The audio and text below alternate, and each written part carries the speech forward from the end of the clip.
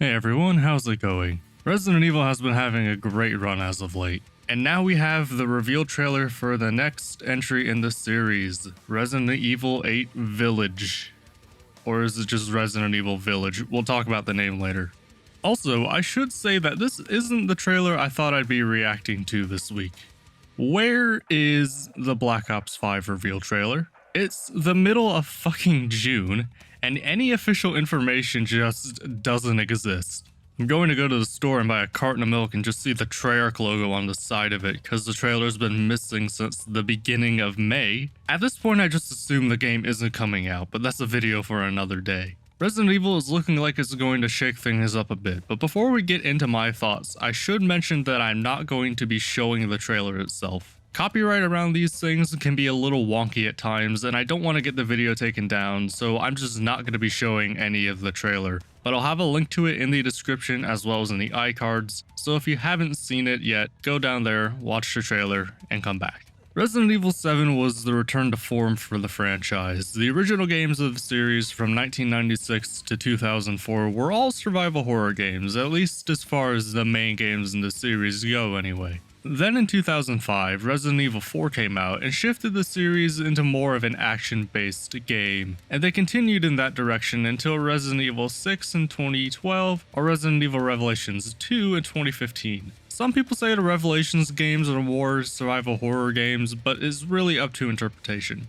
But Resident Evil 7 was the true return to survival horror, and it wasn't a safe bet at all. They changed a lot about the series with this game, the most notable changes being the move from third person to first person, not having as many connections to Umbrella and the original storyline, and not having zombies in the game at all. Seriously, Resident Evil 7 doesn't have zombies in it, they've got the mold, which aren't made of mold. The art style was also wildly different from anything we've seen so far. We'll touch on this later.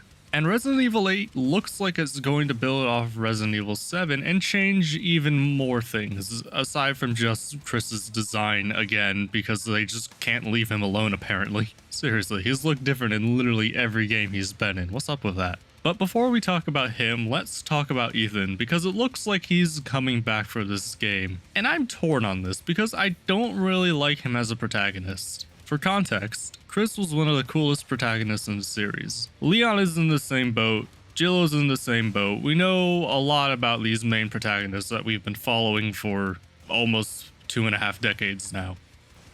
I think, if I'm doing math right. We know their personality, what drives them, even if it's just a cliche character bio, they at least have a personality. Ethan doesn't really have any of that.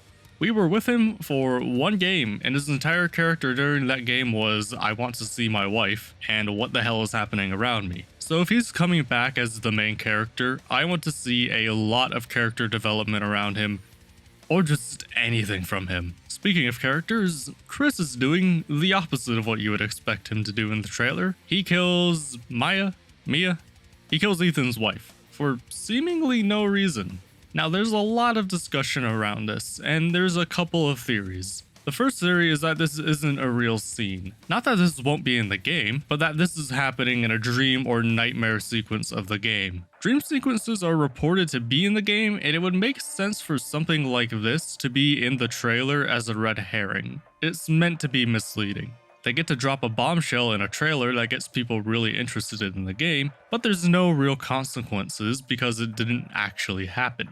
Another theory is that Chris is evil in this game, either because he's just been through an extreme amount of shit throughout the series, which, I mean, can't argue with that, or because of some other factors. Some people are saying they can see some of the mold from Resident Evil 7 on his face. I don't see it personally. It could be something similar to what we saw with Jill from Resident Evil 5, where he's evil but not from his own choice. And personally, that would be my preferred outcome, because turning him to the dark side would ruin some of the memories of this great character for me. And speaking of memories, there's a lot of speculation that Chris will die by the end of this game, which is alluded to at the text in the beginning of the trailer, and they've been alluding to this really since Resident Evil 6, where Chris's campaign opens up with him as a retired, sexist drunk in Europe. Man, Chris wasn't really a good person, was he? And this is another thing that I'm kind of torn on. On the one hand, I don't want to see the series develop into a Saturday morning cartoon. We can't have Chris and Leon running around fighting Umbrella for the next 100 years. The series has to progress at some point. On the other hand, that's a really bold move. If that's not done right, people are going to be pissed. It's worth noting that his story ending, A, doesn't have to refer to Chris, it could be anyone. Possibly Ethan even. And B, it doesn't mean Chris necessarily has to die. He could just retire from whatever this profession is called and just not be in future games. I don't think that would happen, but the point I'm getting at is that this isn't set in stone. There's a lot about this game that we don't know, and we won't know the full story until the game is released. And now for a hard right turn, let's talk about the art style. I already mentioned it once, but it looks like this game is building off RE7, and it's got some neat touches to it. To me, it looks like the setting and the art style are hinting at Resident Evil 4 with a village and the character design, and a game like Until Dawn as far as atmosphere goes. I like it. Also, the graphics look fantastic. If this is what the games are going to look like on next-gen consoles, we're gonna be in for a good time. The only part of the visuals I don't like is that the hair on this werewolf guy looks kind of funky, and hair is really the hardest thing to get right. I think we can let that slide, providing it looks better in the actual game. Speaking of the werewolf, we'll touch on this one last thing. He's been getting a lot of controversy as well. A lot of people don't like him, and I'm skeptical. On the one hand, special zombies veering into the avant-garde isn't anything unusual for the series. Hell, the first game had giant lizard people walking around. But here's my issue. We haven't seen any real zombies in the game so far, and there weren't any in Resident Evil 7, and this is the closest thing we've seen to one so far. If this is the common enemy of the game, if this replaces the mold from Resident Evil 7, I'll have problems. At that point, the tone goes from survival horror zombies game to some gothic medieval stuff. But if he's a special enemy or a boss, no problem. Oh, and one last thing I want to touch on is the name of the game.